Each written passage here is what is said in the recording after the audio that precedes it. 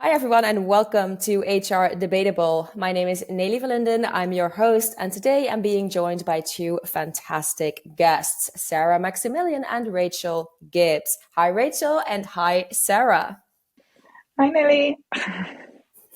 Perhaps, Sarah, you can introduce yourselves to the people listening and watching. Yes, I make this very quick maybe. My name is Sarah Maximilian. I'm part of the New Pay Collective in Germany. I've been working with the area of compensation benefits for 15 years now in various roles, from consulting to in-house to local and global topics. So I've been part of the New Pay Collectives for 5 years. It's becoming more European, but we have a big focus on the German market and German-speaking market. Yes, thank you very much. Rachel Gibbs. Go ahead. Yeah, Rachel, please.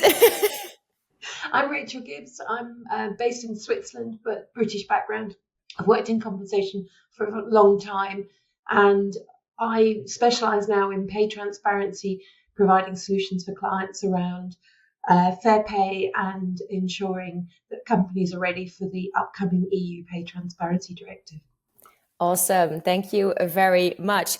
Now, for those of you who are tuning in for the first time today to the HR Debatable podcast, let me briefly explain what we do.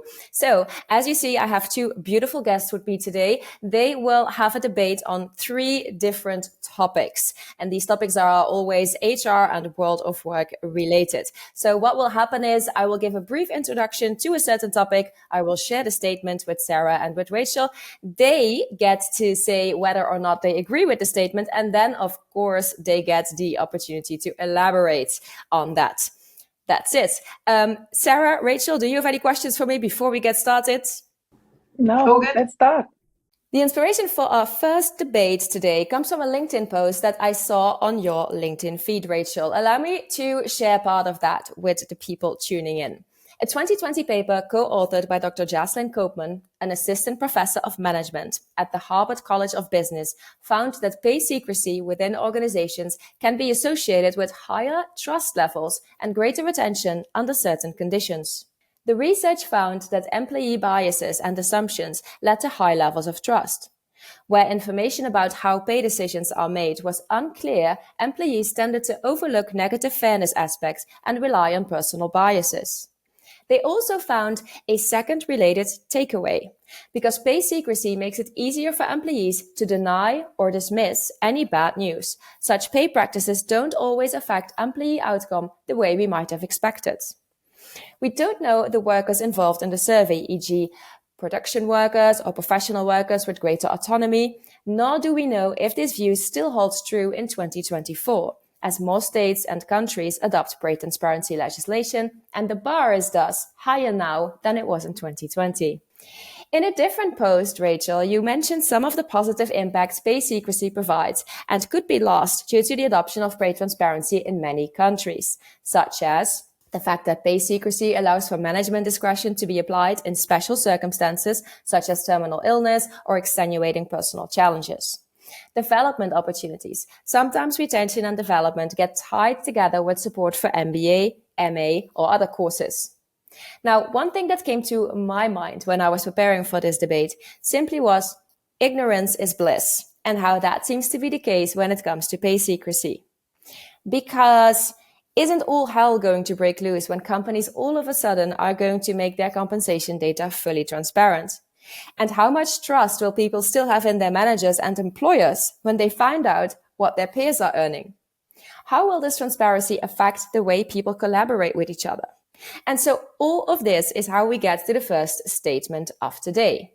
Pay secrecy leads to greater trust. All right, that was a whole long introduction from me. Rachel, I'll start with you. What do you vote on this statement? Pay secrecy leads to greater trust. I think it reflects the status quo of where we are as for most organisations, and most people accept the word of their employer until they're given evidence to the contrary. So they negotiate their salary, and then they work through the organisation. Salary reviews and promotions allow that to increase, and that is taken on trust. And until the data comes out to suggest that's wrong, they are happy with that. And it's that part. It's when that information comes out that will, whether all hell will break loose, I'm not sure about. I think there will be some pockets of discontent, and to be fair, most compensation people I work with are committed to getting a fair outcome for the employees they work with. I don't think I've ever worked with anyone who didn't care about that. So there will be pockets of discontent, but I don't think it'll be a rush to the lawyers straight away. Thank you. Sarah, what do you vote on the statement? I'm on Rachel and what you just described. I would just put the statement and flip it around a little bit. I don't think that pay secrecy leads to greater trust, but it's more like, because there is trust, I accept pay secrecy, right? I think it's the other way around. And I think there's a correlation between trust and relationships, the relationships I have within my work environment with my managers.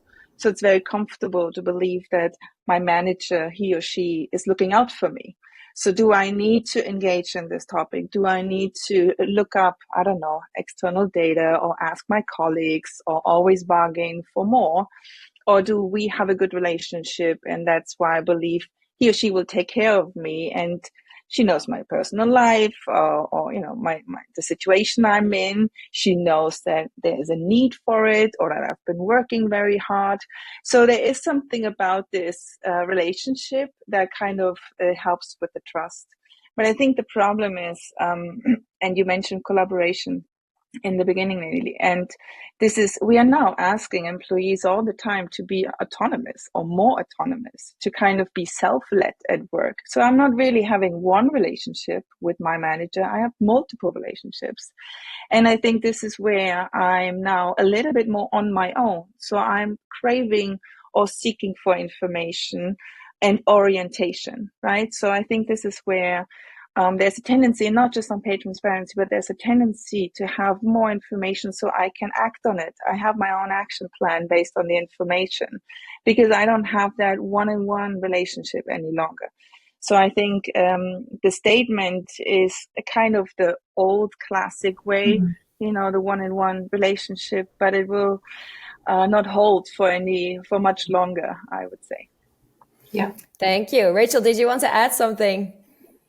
No, I think Sarah's right that we're at a pivotal point in employee relationships around compensation, and this definitely reflects where I started my career. That it was an assumption based on personal biases and relationships, as Sarah's mentioned, and to move that forward, because there have been unfair examples, is really positive for employees overall. But yeah, where we are now, or certainly where we were in 2020, has changed, I think. Absolutely. Yeah, I think so too.